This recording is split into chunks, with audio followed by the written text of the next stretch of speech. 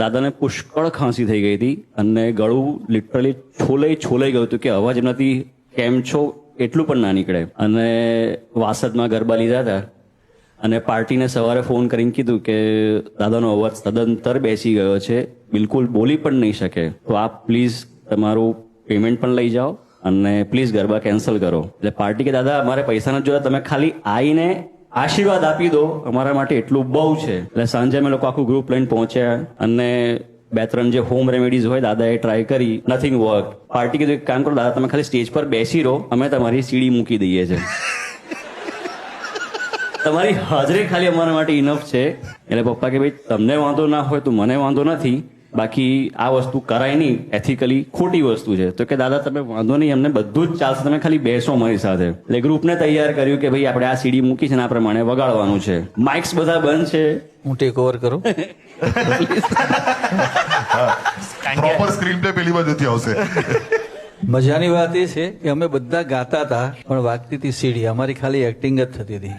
હવે એમાં એક ઠોકાયેલી ગાડી આવી.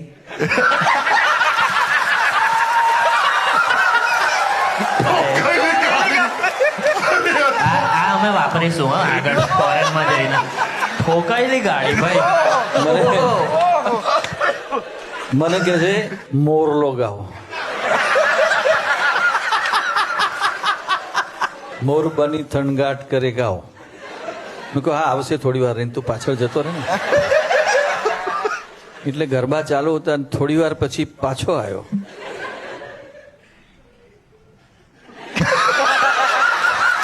મોરલો ગાઓ. મેં કીધું યાર શાંતિ રાખ, આવશે હજુ, પણ ક્યારે આવશે યાર.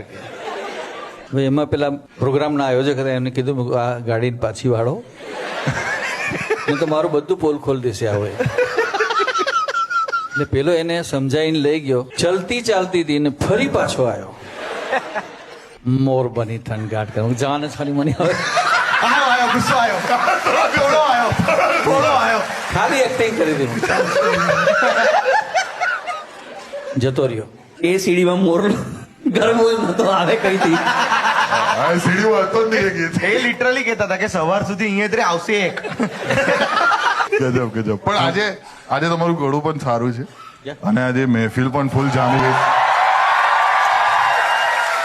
એટલે પહેલી વખત કશુંક અગર અનપ્લગ્ડ આપણે ગાઈ શકીએ. દાદા શું સાંભળવું તમારે? મોરલો